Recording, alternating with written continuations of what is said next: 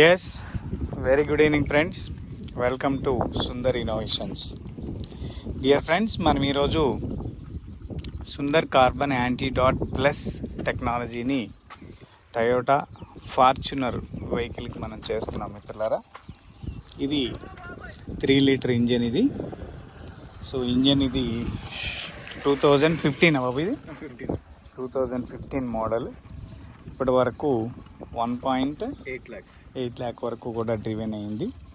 ఒకసారి వెహికల్ కండిషన్స్ని కూడా మనం అబ్జర్వ్ చేసే ప్రయత్నం కూడా చేయొచ్చు.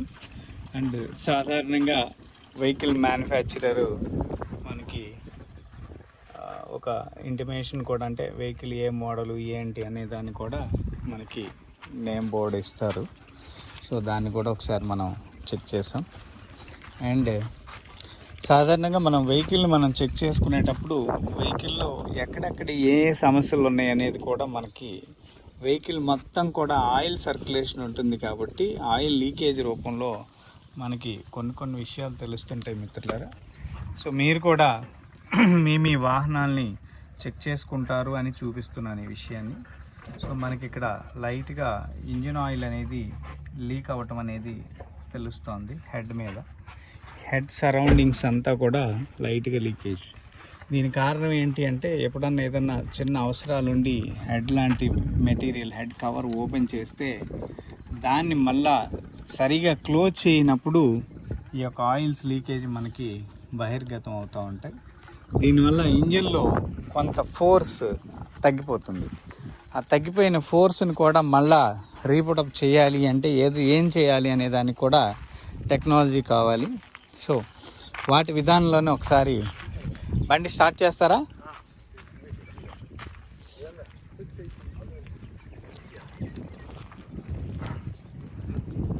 ప్రస్తుతం వెహికల్ కండిషన్ ఎలా ఉంది, స్మోక్ ఎలా వస్తూ ఉంది, వెహికల్ వాల్యూస్ ఎలా ఉన్నాయి అనే దాన్ని కూడా మనం చెక్ చేసే ప్రయత్నం కూడా చేస్తున్నాం.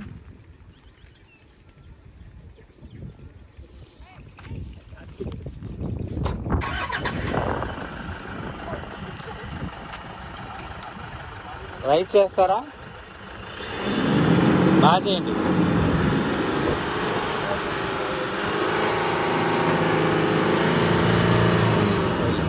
మళ్ళా రైట్. ఎవరో ఒకళ్ళు ఇక్కడికి రండి, చూడండి ఆ స్మోక్ హార్డ్నెస్ చూడండి, మనకి క్లియర్గా తెలుస్తుంది.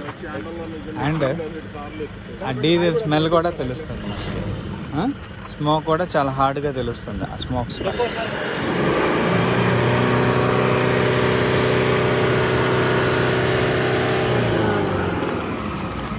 ఆ వెంట నుంచి కూడా డీజిల్ వెళ్తూ ఉంది మనకి. ఆ డీజిల్ స్మెల్ కూడా మనకి క్లియర్గా తెలుస్తుంది. అంటే దీని అర్థం ఏంటంటే వెహికల్ రన్నింగ్ అనేది కంప్లీట్ క్లీన్ కంబషన్ జరగట్లేదు అనే విధానాన్ని మనకి ఇక్కడ అర్థమైంది మిత్రులారా. మనం ఇమీడియట్గా దీనికి ఒక సొల్యూషన్ని మనం తీసుకోవాల్సిన ఆవశ్యకత ప్రతి వాహనదారుడికి ఉంటుంది.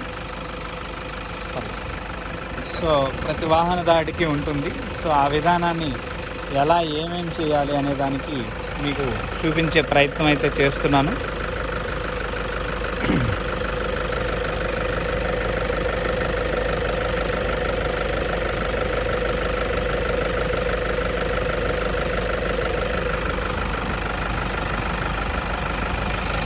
దీనిలో చాలా క్లియర్గా కనిపిస్తుంటాయి నానో స్ట్రక్చర్స్.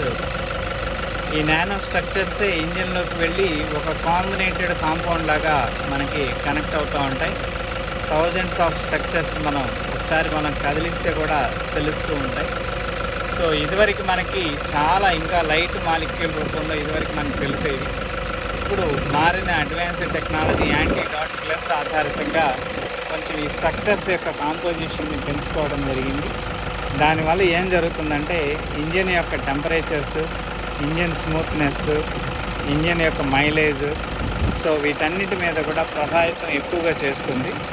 ఆ విషయాన్ని మనం ఇప్పుడు రన్నింగ్ కండిషన్లో ఇప్పుడే చెక్ చేసుకోవచ్చు.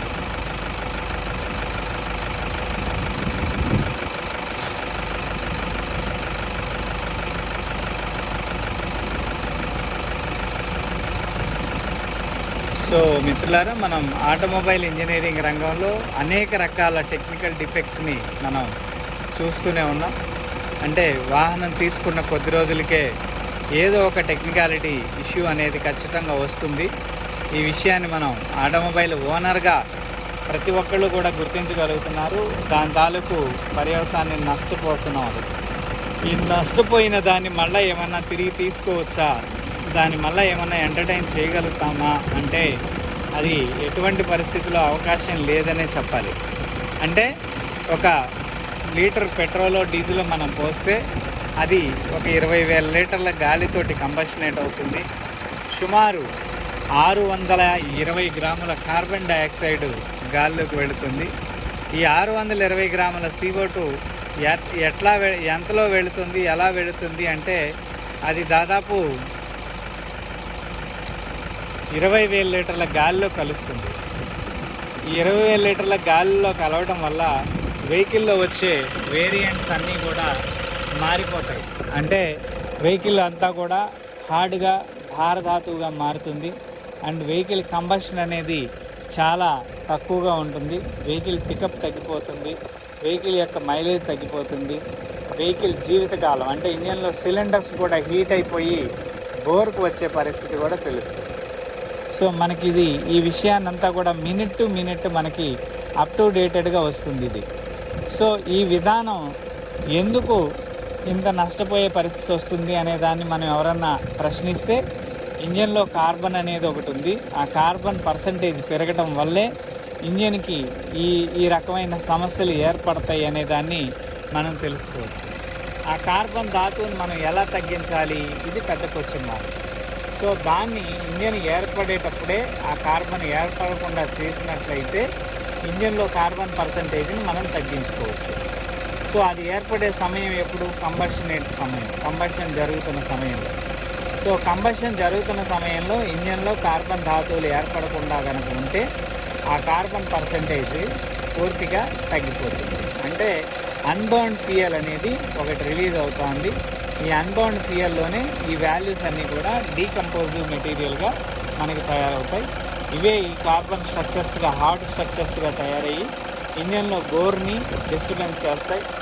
ఇంజన్లో ఉండే ఇంజెక్టర్ అనేక రకాల రన్నింగ్ పరికరాలన్నింటినీ కూడా డిస్టర్బెన్స్ చేస్తాయి. సో వాటన్నిటినీ కార్బన్ చేత ఎక్యుములేట్ అవ్వటం చేతే ఆ యొక్క పరికరాలన్నీ కూడా కార్బన్ చేతే నష్టపూరితమైన పరిస్థితి వస్తుంది. ఇది మ్యానుఫ్యాక్చరింగ్ రంగంలోనే ఒక చిన్న టెక్నికల్ డిఫెక్ట్. ఈ డిఫెక్ట్ని మళ్ళా మనం 100% ఎఫెక్టివ్ మ్యాటర్లో చేసుకోవచ్చా అని ఆలోచిస్తే ఖచ్చితంగా చేయొచ్చు అని చెప్తుంది మనకి ఆటోమొబైల్ ఇంజనీరింగ్ రంగంలో మన యొక్క సైంటిఫికల్ విధానం. సో దీనిలో మనం ఈ యాంటీడాట్ని మనం దీనిలో ఏర్పరిచిన ఏదైతే ఈ నానో స్ట్రక్చర్స్ ఉన్నాయో ఈ స్ట్రక్చర్స్ అన్నీ కూడా ఇంజన్లోకి వెళ్ళి ఒక కాంబినేషన్ మెటీరియల్ ఎయిర్కి ఫ్యూయల్కి చూసారా సైలెన్సర్ స్ట్రక్చర్ మారిపోయింది. సో మనకి ఎయిర్కి ఫ్యూయల్కి ఒక అనుసంధానాన్ని తెలియజేస్తుంది. ఈ ఎయిర్ ఫ్యూయల్ అనుసంధానం అనేది ఇమ్మీడియట్గా మనకి మారడం చేత వెహికల్లో రియల్ కంబషన్ జరుగుతుంది. రియల్ కంబషన్ ఎప్పుడైతే జరుగుతుందో వెహికల్ స్మూత్నెస్ పెరుగుతుంది, పికప్ పెరుగుతుంది, వెహికల్ లైఫ్ పెరుగుతుంది, ఇంజిన్ ఆయిల్ లైఫ్ పెరుగుతుంది, ఇంజిన్ లైఫ్ పెరుగుతుంది. వీటన్నిటి ద్వారా వెహికల్లో ఉండే భారధాతువులన్నీ కూడా తగ్గిపోయే ప్రయత్నం అయితే మనకు తెలుస్తుంది. సో ఇలా ఆటోమొబైల్లో మనం మెయింటెనెన్స్ అనే ఖర్చును తగ్గించుకోవచ్చు. మైలేజ్ ద్వారా కొంత రెవెన్యూని కూడా జనరేట్ చేసుకోవచ్చు. వెహికల్స్ త్వరగా రిపేర్కి రాకుండా కూడా చేసుకోవచ్చు. ఈ విధానాలన్నింటినీ కూడా కేవలం ఒక సుందర్ కార్బన్ యాంటీడాట్ ప్లస్ అనే టెక్నాలజీ ద్వారా మాత్రమే మనం దీన్ని అంటే వెహికల్కి ఇవ్వగలము. దీని ద్వారా మాత్రమే అందరూ కూడా లాభపడగలరని ఈ విధానాన్ని మీకు లైవ్లో డెమోగా మనం చూపించే ప్రయత్నం కూడా చేస్తున్నాం. సో ఈ వెహికల్ ఆటో ట్రాన్స్మిషనే కదా, ఇది మాన్యువల్ ట్రాన్స్మిషను. దీనిలో ఇంకా కొన్ని ఎక్కువగా తెలుస్తాయి.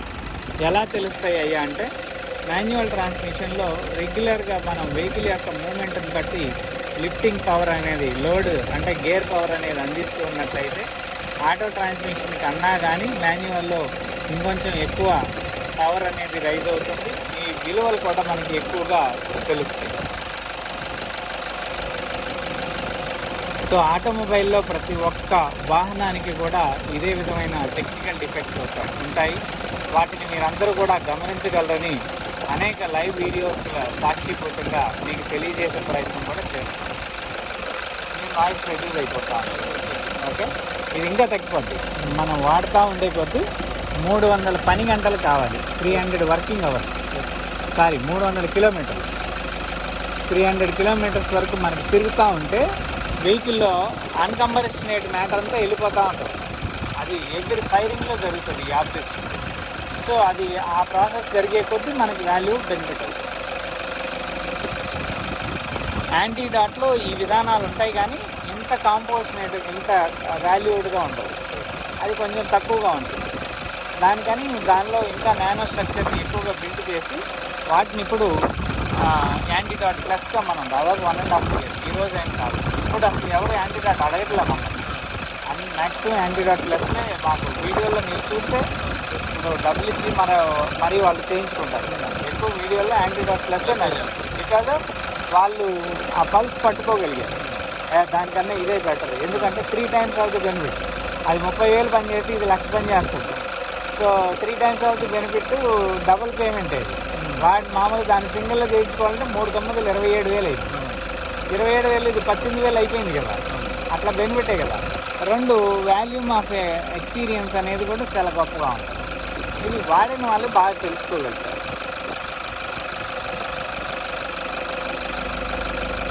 రెండోది ఏంటంటే ఒక బండిని ఓపెన్ చేయకుండా, ఒక బండిని ఒక బోల్ట్ కూడా టచ్ చేయకుండా బండి కెమిస్ట్రీని మారుస్తున్నాం మనం.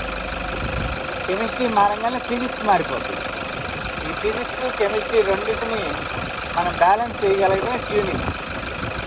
నేను చెప్పిన ఎలక్ట్రానిక్ గ్యాడ్జెట్స్ పెట్టి వాటిలో ఇంజెక్టర్లు మార్చి దీని ఇంజెక్టర్ దానికేసి నువ్వు ఎన్ని మార్చినా సిలిండర్ మార్చగలవా? సిలిండర్ మార్చినప్పుడు వాల్యూమ్ అనేది మారిద్దా? ఇప్పుడు 1.5 లీటర్ ఉంది, 1000 RPMలో తిరిగింది. 1.5 లీటర్ 1000 RPMలో తిరిగేటప్పుడు నీకు ఏదైతే ఫ్రిక్షన్ ఉందో అదే నీకు 3000 RPMలో దానికన్నా ఇంకా ఎక్కువ అవుతుంది. నువ్వు ఇప్పుడు ఇక్కడ 2800 3000 RPM నువ్వు ఇంజెక్టర్లు మార్చిన బండి హై RPM వెళ్ళలేదు చూపిస్తుంది, కానీ అంత ఫంక్షనేట్ ఇవ్వలేదు. అక్కడ బండి హీట్ అయిపోతుంది. తొందరగా ఇంజెక్టర్లు మళ్ళీ స్పాయిల్ అవుతాయి. మ్యాక్సిమం చూసుకోండి మీరు. లేదంటే ఈసీఎంలో డేటా మారుస్తారు. ఈసీఎంలో డేటా మారిస్తే ఏమైతే కరెక్షన్ వస్తుంది. కరెక్షన్ వచ్చినప్పుడు ఫైరింగ్ ఆర్డర్ మారిపోతుంది. ఏం చేసినా ఇది 4 సిలిండరే కదా, ఇది నువ్వు 4 సిలిండర్లో 4 స్ట్రోకే చేయగలవు కదా, 6 స్ట్రోక్ నువ్వు చేయలేవు కదా, ఎందుకు మళ్ళీ దాన్ని మార్చడం? ఇది మళ్ళీ అభ్యున్నతమైన అదొకటి. ఓకే, సో ఇట్లాంటివన్నీ కూడా ఏంటంటే టెక్నికల్ సైన్స్, అంటే డేటా తెలియని వాళ్ళకి ఇవన్నీ కొంచెం కొత్తగా అనిపిస్తాయి. రియలైజ్డ్ వాల్యూస్ తోటి ఉండాలి. మనిషికి ఒక పల్స్ రేషియో నుంచి డబుల్ పల్స్ రేషియోకి వెళ్తే ఏమైంది? ఒక గుండె బదులు 2 గుండె పెడితే మనిషికి పొరపాటున ఇంకా బాగుంటుందన్నా, నీకు నీ పర్సనాలిటీకి గుండె చాలదు, తీసి ఇంకో గుండె వేస్తానన్నా అని చెప్పేసి అని వేస్తే ఏమవుతాడు మనిషి? ఇవి కూడా అంతే జరుగుతున్నాయి.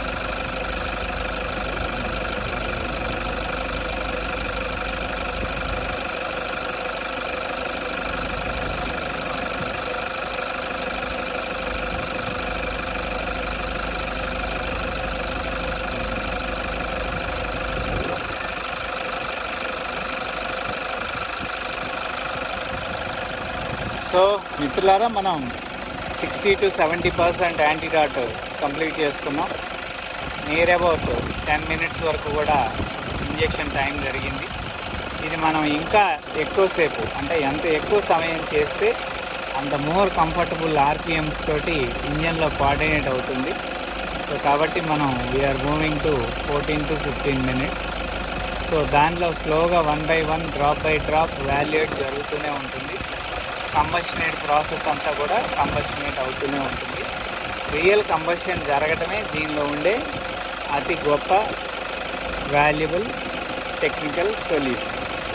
సో ఈ టెక్నికల్ సొల్యూషన్ని మనం అందించే ప్రక్రియలో భాగంగా కొన్ని నానో స్ట్రక్చర్స్, ఏంటి ఆ నానో స్ట్రక్చర్ యొక్క గొప్పతనం అంటే ఎయిర్, ఫ్యూయల్, గాలి, ఇంధనం, ఈ రెండు కలిసి ఒక కాంబినేషన్ డేటాకు వస్తాయి. ఈ కాంబినేషన్ డేటాలోనే ఎయిర్, ఫ్యూయల్ అనేది మండితేనే ఇంధనం కింద వస్తుంది.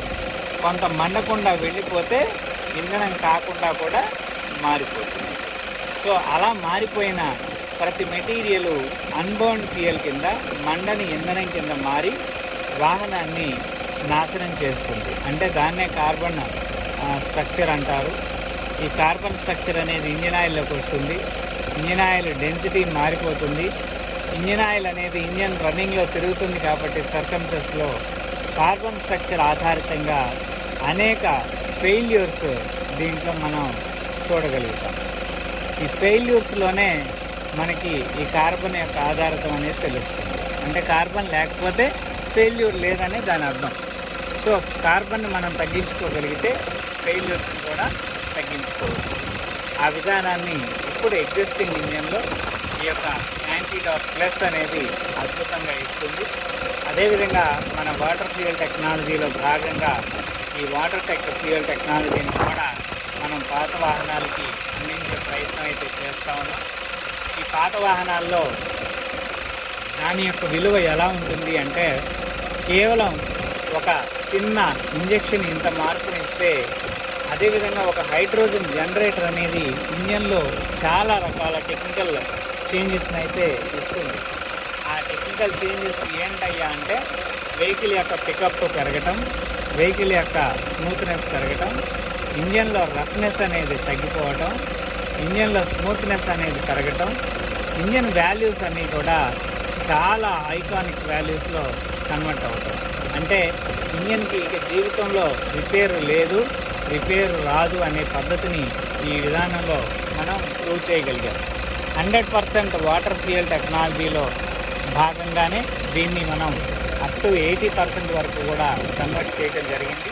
మా యొక్క official website sundarinnovations.com company official వెబ్సైట్లో మీకు ఆ యొక్క ప్రోడక్ట్ డేటా కూడా ఉంటుంది. సో ప్రతి ఒక్కళ్ళు కూడా ఆ విషయాన్ని తెలుసుకోగలరని మనవి చేస్తూ ఉన్నాను.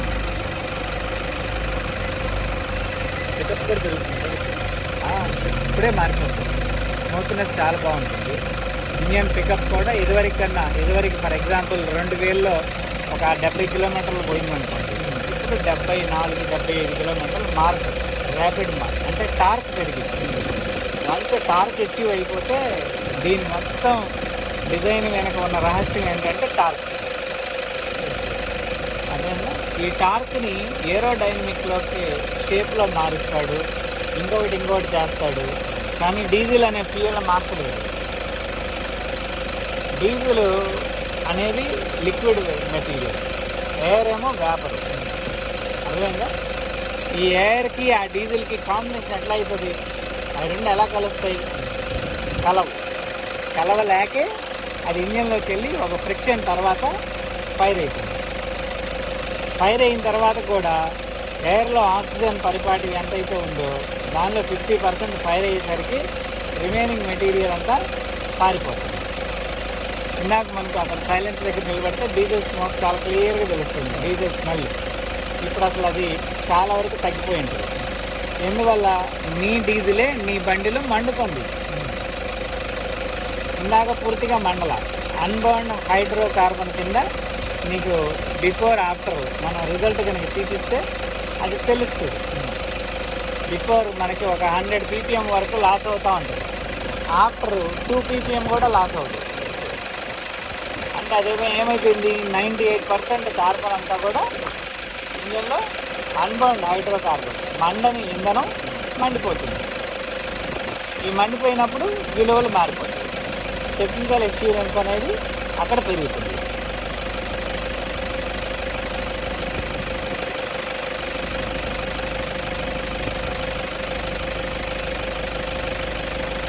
సో మిత్రులారా, మనం ఆల్మోస్ట్ ఆల్ యాంటీడాట్ కంప్లీట్ చేసుకున్నాం.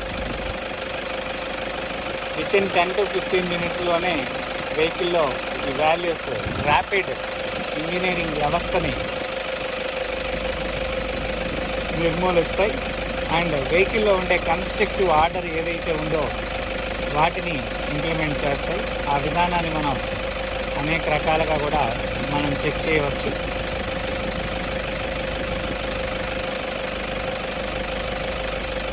ఇందాక ఇంజిన్లో కూర్చున్నప్పుడు మీకున్న వైబ్రేషను ఒకసారి ఇంజిన్లో కూర్చోండి, ఆ వైబ్రేషన్ కూడా తెలుస్తుంది, ఫీల్ అవుతాం.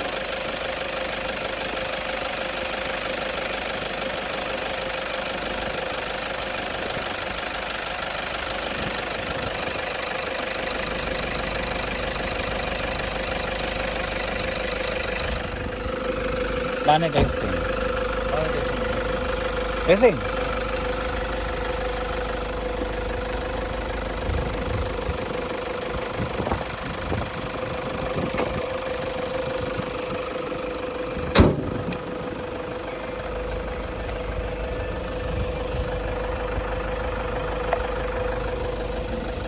నాయిస్ మ్యాక్సిమం ఒక 40-50% అయితే రిజెక్ట్ అయింది, రెడ్యూస్ అయిపోయింది నాయిస్. ఇంకా మనం రన్నింగ్ యూసేజ్ చేసే కొద్దీ ఇంజన్లో టర్బులెన్స్ అంటే ఈ కార్బన్ అంతా వెంట అయిపోవాలి. ఈ వెంట అయిపోయే కొద్దీ అది ఇంకా క్లియర్ అయిపోతుంది, అది కూడా మనకు రెడ్యూస్ అయిపోతుంది. ఓకే, సో ఫ్రెండ్స్, ఇది ఈరోజు లైవ్. మళ్ళీ మరొక వీడియోలో కలిసి ప్రయత్నం చేద్దాం. Thank you for watching our live video. Please subscribe our channel Sundar innovations. Thank you very much.